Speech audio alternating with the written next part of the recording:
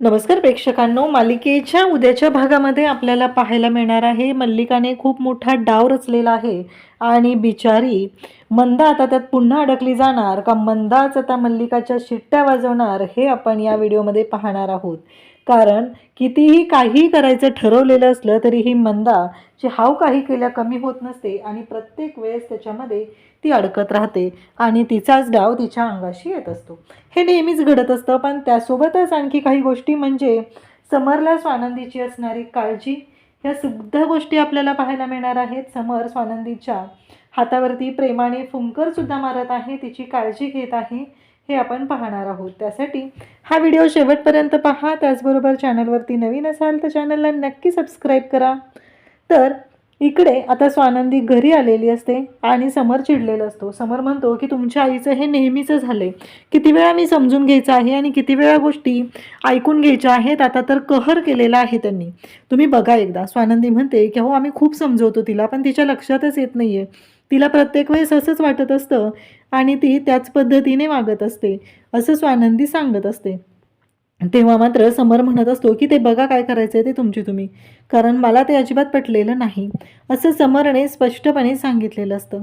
तेव्हा स्वानंदी म्हणत असते की हो मी बोलते तिच्याशी, मी तिला समजून सांगते, असं म्हणत स्वानंदी आता समरची माफी मागते आणि त्यानंतर स्वानंदी मंदाला फोन करते। मंदा म्हणते हां बोल स्वानंदी, घेतली का तू जावेस बापूंच्या समोर माझी बाजू, सांगितलं का त्यांना नीट? तेव्हा स्वानंदी म्हणते आई तुला माहिती आहे का तू काय घोळ घालून ठेवलेला असतो, तू काय गोंधळ घातलाय तुला माहिती आहे का, या सगळ्या गोष्टीमुळं काय होणार आहे तुझ्या लक्षात येतं का, असं म्हणत स्वानंदी इकडे बोलत असते। तेव्हा मात्र इकडे मंदा खूप पुन्हा चिडते आणि मंदा म्हणते की बरोबर आहे, तू पण मला तसंच बोलणार आहे आणि तुलाही तेच पडलेलं आहे, त्यामुळं मला कोणाचं काहीच ऐकायचं नाही। इकडे घरी मंदा मात्र स्वतःला मारून घेत असते आणि बेल्ट हातात घेतलेला असतो। त्याचवेळी रोहन आणि बाबा तिथे येतात, रोहन आणि बाबा सांगू लागतात आणि त्याचबरोबर ती म्हणत असते की घ्या ही बेल्ट, मारा मला, मारा, करा शिक्षा, मला काय करायचे ते करा, असं म्हणत मंदा बोलत असते। त्यासोबतच इकडे आपल्याला पाहायला मिळतं ते म्हणजे बाबा, रोहन, त्याचबरोबर तिथे सुश असते। सुश म्हणते मम्मा असं नको ना करू, स्वतःला मारून नको ना घेऊ, असं म्हणत सुश इकडे मम्माला समजून सांगत असते, परंतु इकडे आता ऐकायला तयार नसते ती म्हणजे मंदा।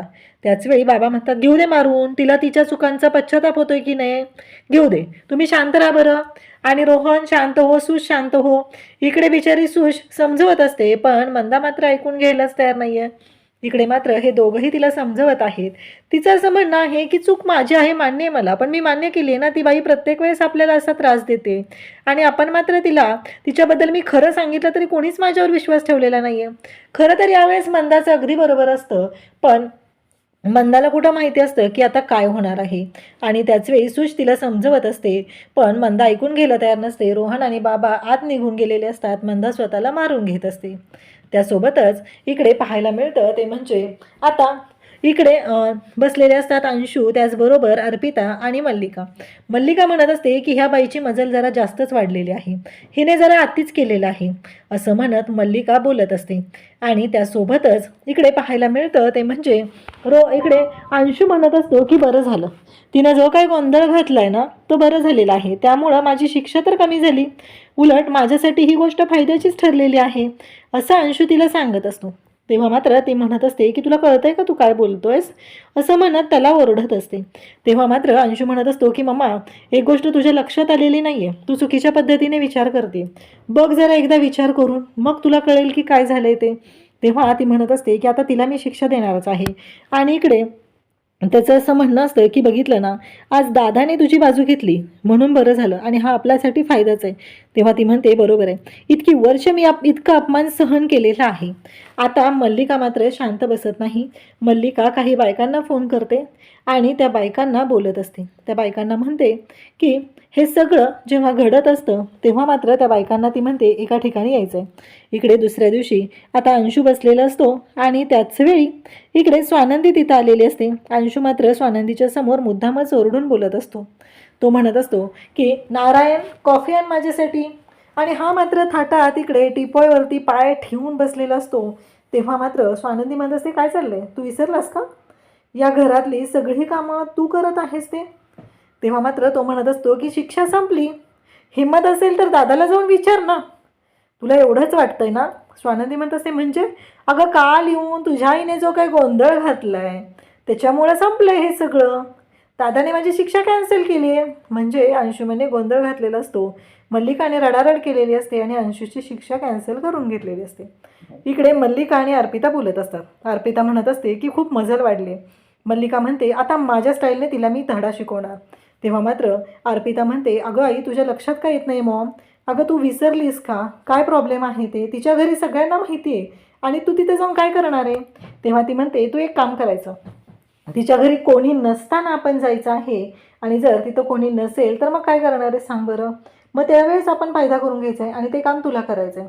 तू फोन करायचा आणि तिथं घरी विचारायचं की काय झालेलं आहे, म्हणजे कोण आहे का ते. आता ह्या दोघींचा प्लॅन होतो सुरू आणि यांना माहिती असतं काहीही झालं तरी ती माझ्या विरोधात गेली, तिला तर मी जन्माची अद्दल घडवणारच आहे, असं मल्लिकाचं सुरू झालेलं असतं. इकडे अर्पिता म्हणत असते, पण मॉम तुझ्या लक्षात येतंय का काय झालंय ते? असं म्हणत आता ती बोलत असते. तेव्हा ती म्हणते, तू एक काम कर, तू तिला फोन कर आणि तिला विचार. मग आता कशा पद्धतीने विचारायचं, कारण अर्पिताचा तर नंबर इकडे मंदाकडे नाही आहे. हा प्लॅन या दोघींचा शिजत असतो. इकडे स्वानंदी आता थालपीठ बनवत असते. तिची छान अशी तयारी सुरू असते आणि तिच्या डोक्यात सुरू असतं त्या पद्धतीने ती काम करत असते. परंतु डोक्यातले विचार काही केले थांबत नसतात. आईने का गोंधळ घातला? कारण समर तिला म्हणालेला असतो की माझ्या घरातल्यांवर कोणी चिखलफेक केलेली मी सहन करणार नाही. माझे आईबाबा गेल्यानंतर माझ्या काकूने माझी आई होऊन मला सांभाळले. छोटी छोटी 3 लहान मुलं होती तिच्यासोबत, त्यांचा सांभाळ केलेला आहे आणि तिनं मलाही कधीच अंतर दिलेलं नाही, असं समर बोलत असतो. तेव्हा मात्र इकडे स्वानंदी म्हणत असते की हे सगळं काय होतंय? मी हे सगळं सावरण्याचा प्रयत्न करते पण सगळ्या गोष्टी बिघडतच चाललेल्या आहेत. काय करू आणि कसं करू तिला कळतच नसतं.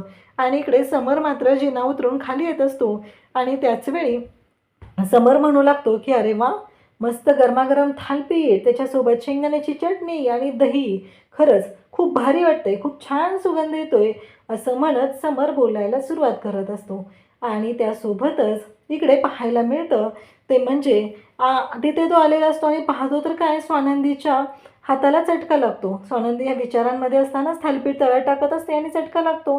समर तिथे येतो आणि बोलू लागतो की हे सगळं काय आहे, कळत नाही का हो तुम्हाला, लक्ष नाही का तुमचं, काय चाललंय हे सगळं, असं म्हणत तो बोलत असतो. तेव्हा स्वानंदी म्हणते, अहो थोडंसं तरी झालंय, एवढं काय, स्वयंपाक करताना ह्या गोष्टी घडत असतात, एवढा काय विचार करताय, असं ती सांगू लागते. तेव्हा मात्र इकडे पाहायला मिळतं ते म्हणजे समर म्हणत असतो, हो काळजी घ्यायची ना, लक्ष कुठं असतं तुमचं, असं म्हणत स्वानंदीवरती ओरडायला सुरुवात करत असतो.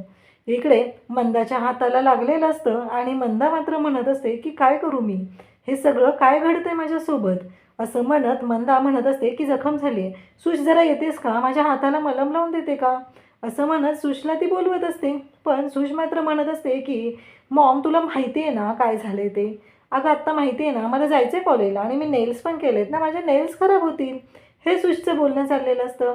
तेव्हा मात्र इकडे ती म्हणते ठीक आहे मलम दे मला, आणि मग तिला मलम द्यायला लावते. मग ती मलम घेते. म्हणजे सुषनेसुद्धा इथे आईचा जराही विचार केलेला नाही.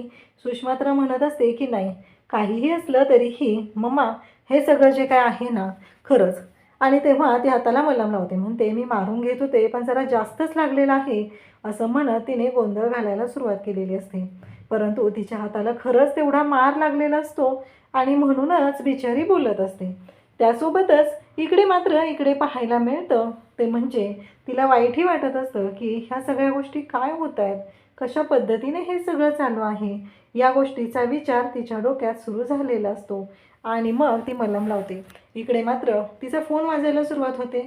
मग लगेचच ती सुशला म्हणते, अगं फोन कोणाचा आलाय बघ बरं जरा, असं म्हणत सुशला ती मोबाईल मागते. मग सुशने मोबाईल दिलेला असतो आणि त्याचवेळी सुश कॉलेजला निघून जाते. हिला फोन आलेला असतो. फोन उचलते आणि फोनवरती बाई तिकडून बोलत असते की तुमचं क्रेडिट कार्ड लकी ड्रॉमध्ये सिलेक्शन झालेलं आहे, मला तुमच्या फॅमिली मेंबरशी पण बोलायचं आहे, कारण ही जी ऑफर आहे ती फॅमिली मेंबरसाठी आहे. तेव्हा ती म्हणते, अहो पण आत्ता म्हणजे आमच्या घरी कोणीच नाही आहे, आता सगळे कामाला गेलेले आहेत, मग तुम्ही संध्याकाळनंतर कॉल कराल का? तेव्हा ती म्हणते की हो चालेल. आणि मग एवढ्यावरून आता इकडे यांना कळलेलं असतं की हिच्या घरी कोणीच नाही आहे, या गोष्टीचा फायदा घ्यायचा आणि आता हिची वाट लावायला घ्यायची, असा विचार सुरू झालेला असतो. इकडे मात्र पाहायला मिळतं स्वानंदी आता थालीपीठ बनवत आहे. समर म्हणत असतो की घरात एवढे सगळे नोकर चाकर असताना हे सगळं करायची गरज काय आहे तुम्हाला, हे सगळं कशासाठी करताय तुम्ही, असं म्हणत समर बोलत आहे. तेव्हा मात्र स्वानंदी स्वतः येऊन थालीपीठ वाढत असते. तेव्हा समर म्हणत असतो मी किती वेळा सांगितलंय, काही गरज नाही आहे हे सगळं करण्याची. स्वानंदी म्हणते आता खा बरं, मला दिसते तुमच्या चेहऱ्यावरून तुम्हालाही थालीपीठ खायची खूप इच्छा झालेली आहे की नाही, मग खा बरं हे थालीपीठ, असं म्हणत स्वानंदी समरला आग्रह करत असते. आणि समर मात्र खरंच खात असतो. मग स्वानंदीला तो म्हणतो तुम्हीही बसावं, तुम्ही हे सगळं असं करताना हे मला नाही आवडत आहे. स्वानंदी म्हणते की चालेल. तेवढ्यातच तिने सगळ्यांना बोलवायला पाठवलेलं असतं. तर रोहिणी येते आणि सांगू लागते की आजी आणि अधीरा नंतर खाणार आहेत आणि बाकीचेही नंतर खाणार आहेत. स्वानंदीला समर म्हणतो तुम्हीही बसा, तुम्हालाही ऑफिसला जायचं आहे. आणि मग स्वानंदीला ठसका लागतो. समर तिला पाणी देतो. तिला जेव्हा भाजलेलं होतं तेव्हा तिच्या हातावरती छान अशी फुंकरसुद्धा तो मारत होता आणि स्वानंदीची काळजी घेत होता. तर उद्याच्या भागात आपल्याला पाहायला मिळणार आहे की आता खूपच मोठा डाव या मल्लिकाने आखलेला आहे आणि तिने मात्र इकडे खूप गोंधळ घालून ठेवला आहे.